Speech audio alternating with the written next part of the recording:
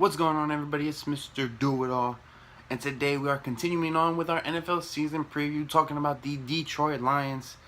Let's go ahead and talk about some of their key additions, some key losses, schedule, how they're looking, draft pick a little bit, and what we can expect from them this season offensively and defensively. So let's get right into it. Let's go ahead and start what I think they could do offensively. Now, last season, for those Lion fans and watchers of football, Matthew Stafford had an incredible MVP caliber season. He carried this Lions team to a playoff berth last year, to a wild card spot. Sadly, they did end up losing in the wild card round to the Seattle Seahawks.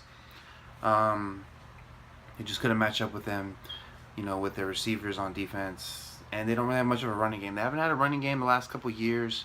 It'd be really nice to see them have some balance on offense, considering that they have Matthew Stafford who can sling the ball around. He's basically a candidate for 5,000 yards almost every season. I do think he is definitely a top 10 quarterback in the league now. He's gotten better every single year, especially considering when you see his first couple seasons in the league, he did have shoulder injuries, a couple of other injuries, but I do think that he has found himself in the league, and he's turned into a much better thrower and can read defenses. Now, on the defensive side of the ball, there's room for improvement. Ezekiel Ansah did have a couple of injuries last season. He was not himself.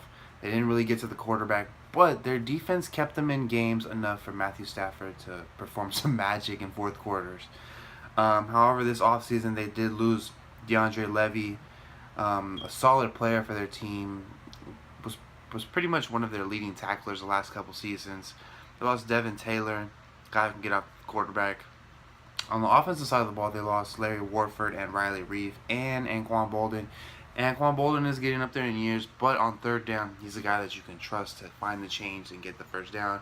Riley Reef has been an average right tackle the last couple of years. They did draft Taylor Decker last year, and he had a phenomenal, maybe not a phenomenal, but a great rookie season as a left tackle, which is saying a lot when you are a rookie coming into the league and you're playing left tackle. You got to go up against the best pass rushers in the league. And they lost Larry Warford, a guard.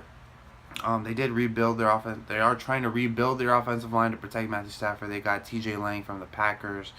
They brought in Greg Robinson in a trade from the Rams, and Cyrus Kouangio as a free agent. Ricky Wagner would probably start at right tackle for them. Last I heard, Taylor Decker had off-season shoulder surgery, so he might miss the season, might miss half the season. Not 100% sure on that yet. But looking at some other things for them, let's go ahead and their draft picks. They drafted Jarrad Davis out of, I think it was Florida. I might be wrong.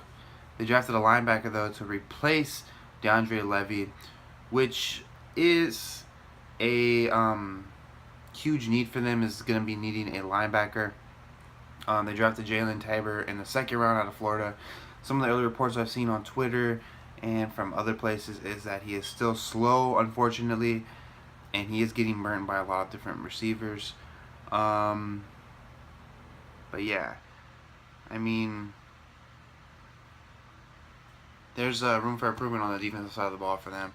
On offense, they still bring back the same receiving corps with Marvin Jones and Golden Tate, and Eric Ebron will be starting at tight end still. And yeah, I mean, it looks like they brought back Riley Reef, actually. It looks like he's starting at right tackle according to the ESPN depth chart. Yeah. Jumping into some other things, let's go ahead and look at their schedule. Sorry, guys, I'm using the iPad as I go. Jumping into their schedule here. Now, they play the AFC North and the NFC South, it looks like, this year, including 2 divisional games and 3 place games, which I believe last year they finished in second. So that means that they would be playing the Giants, the where are they? The Giants and Arizona. Yeah, Giants and Arizona, the 2 place games since they finished in second place. So let's jump into their schedule here. Starting off the season, they start off against Arizona. Now, Arizona is going to be a much better, improved team, I believe, this year. But this game is in Detroit. I'm going to go ahead and give this game to Detroit. So that will leave them at 1-0. Then they play the Giants on Monday night. These two teams play each other tough. I'm going to give that game to the Giants because it is in New York. It might still be September, but it is in New York. So it'll be 1-1. And they play Atlanta in Detroit. I'm going to give that one to Atlanta. Atlanta's offense is just too much firepower. As we get into their team, I think that they're one of the better teams in the NFC, obviously in their division. Well, we'll talk about them when we get to them. Then they go to Minnesota. I think that they'll win that game, so that'll be 2-2.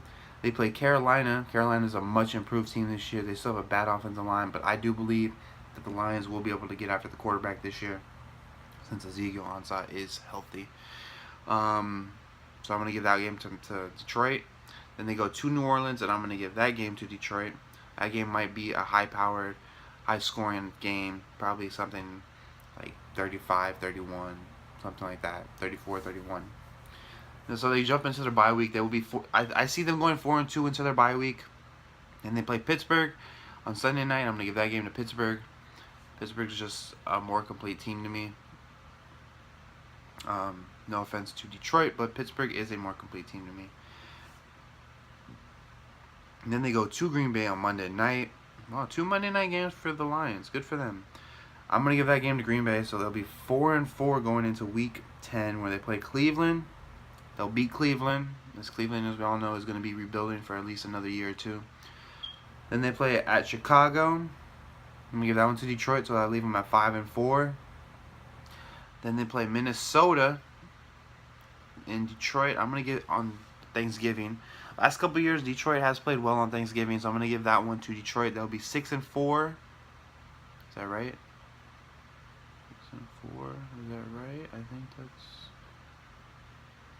Is that right? 1, 2, 3, 4, 5, 6, 7-4. Then they play at Baltimore. I'm going to give that one to Baltimore, so they'll be 7-5. I just think Baltimore has a defense that can stop most teams. Offensively, it will be a struggle for them. Then they play at Tampa. I do think Tampa will win that game, so they will be 7-6. I think Tampa's just a more improved team this year compared to how they've been the last couple years. Then they play Chicago. I'm going to give that one to Detroit because it's in Detroit. And they play at Cincinnati. That'll be 9 and...